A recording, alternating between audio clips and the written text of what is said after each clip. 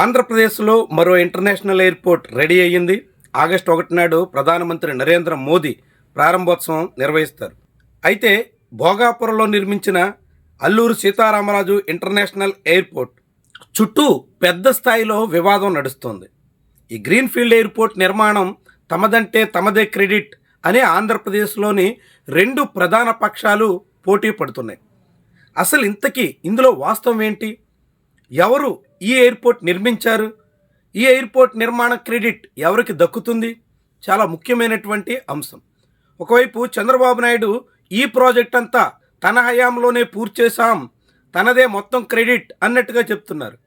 రెండో వైపు జగన్మోహన్ రెడ్డి ఆ ప్రాజెక్ట్ అంతా తమ ప్రణాళికలో భాగం, తామే అంతా సిద్ధం చేసి అప్పగించాం, క్రెడిట్ అంతా మాకే వస్తుంది, కన్స్ట్రక్షన్ ఒకరు చేస్తే క్రెడిట్ మరొకరు కొడతారా అంటూ ఆయన ఎదురుదాడి చేస్తున్నారు.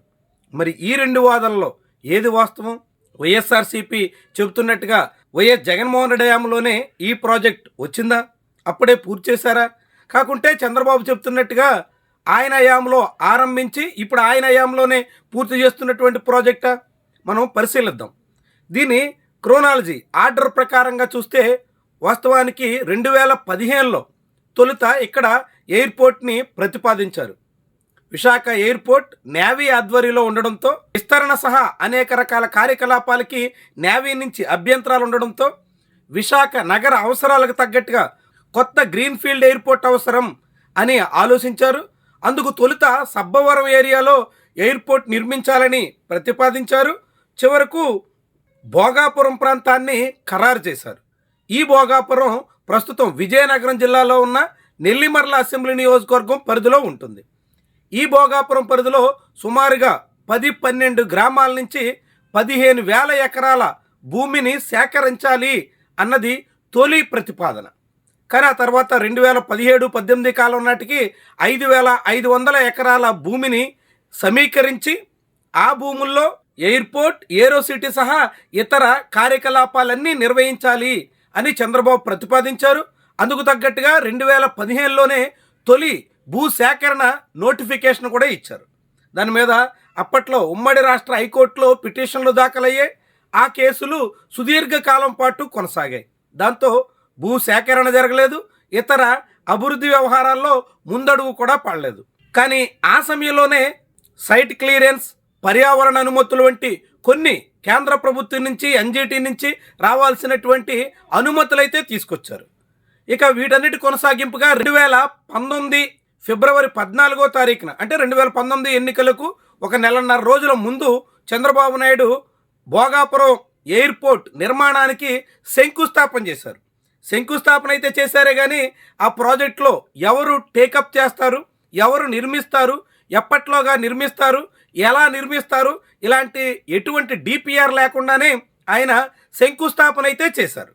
డెవలపర్ లేకుండా చంద్రబాబు నాయుడు శంకుస్థాపన చేస్తే ఆ తర్వాత అధికారం మారింది. జగన్మోహన్ రెడ్డి ముఖ్యమంత్రిగా బాధ్యతలు స్వీకరించిన తర్వాత 2020 మార్చిలో GMR Visakhapatnam international airports limited అనేటువంటి సంస్థకి అప్పగించారు. పీపీపీ మోడల్లో జిఎంఆర్ సంస్థ ఈ ప్రాజెక్ట్ని టేకప్ చేసింది. దానికి తగ్గట్టుగా జగన్మోహన్ రెడ్డి హయాంలో గతంలో ఉన్నటువంటి న్యాయపరమైన వివాదాలన్నీ పరిష్కరించి ఎయిర్పోర్ట్లో 5,500 ఎకరాలు కాకుండా కేవలం 2,700 ఎకరాలు మాత్రమే భూ సేకరణ చేసి అందుకు తగ్గట్టుగా నిర్వాసితులకి నష్టపరిహారం కొంతమేర చెల్లించి, దాంతోపాటు నిర్వాసితులకి కాలనీల నిర్మాణం కూడా చేపట్టి భూమి ఒప్పందాలు పూర్తి చేసి భూ బదలాయింపు ప్రక్రియ కూడా 2022 నాటికే జరిగింది. అదే సమయంలో ఆ ప్రాజెక్ట్ టేకప్ చేయడానికి అవసరమైనటువంటి కేంద్ర రాష్ట్ర ఒప్పందాలు, ఎయిర్పోర్ట్స్ అథారిటీ ఆఫ్ ఇండియాతో ఎంఓయు వంటి ప్రక్రియనంతా 2022 నాటికే పూర్తి చేశారు. ఆ తర్వాత 2023 మే 3వ తేదీన వైఎస్ జగన్మోహన్ రెడ్డి స్వయంగా భోగాపురం ఎయిర్పోర్ట్ నిర్మాణానికి శంకుస్థాపన చేశారు. ఇందులో తొలి దశలో 4,592 కోట్ల రూపాయల పెట్టుబడితో ఏటా 60 లక్షల మంది ప్రయాణికులు సదుపాయాలు అందుకునే దిశలో అన్ని రకాల ఏర్పాట్లు చేసేలా ఒప్పందం కుదిరింది. దానికి తగ్గట్టుగా జిఎంఆర్ ఆధ్వర్యంలో భోగాపురం అల్లూరు సీతారామరాజు ఇంటర్నేషనల్ ఎయిర్పోర్ట్ నిర్మాణం ప్రారంభమయ్యింది. 2024లో సాధారణ ఎన్నికల సమయానికి రన్వే నిర్మాణం దాదాపుగా పూర్తిగా వచ్చింది. టెర్మినల్ భవనం, కార్గో టెర్మినల్, ట్యాక్సీవేలు, యుటిలిటీలు, ఇంటర్నల్ రోడ్లు ఇలాంటి పనులన్నీ ప్రారంభమయ్యాయి. మళ్ళీ 2024లో రాష్ట్రంలో ప్రభుత్వం మారింది. ఈసారి చంద్రబాబు నాయుడు సీఎం అయిన తర్వాత కూటమి ప్రభుత్వ హయాంలో ఆ పనులన్నీ వేగవంతం చేశారు. టెర్మినల్ నిర్మాణం సహా ఇతర పనులన్నీ చురుగ్గా నిర్వహించి 2026 జనవరి 4వ తారీఖున తొలిసారిగా భోగాపురం ఎయిర్పోర్ట్లో ఎయిర్ ఇండియా విమానంతో సక్సెస్ఫుల్గా వ్యాలిడేషన్ ఫ్లైట్ నిర్వహించారు. దాంతో ఎయిర్పోర్ట్ ఆపరేషనల్ యాక్టివిటీకి అదొక మైలురాయిగా మారింది. జూలై 2026లోనే ప్రారంభించే దానికోసం ముహూర్తం సిద్ధం చేశారు. అయితే అనేక కారణాలతో ఆగస్టు 1 నాడు ఈ ఎయిర్పోర్ట్ ప్రారంభం కాబోతుంది.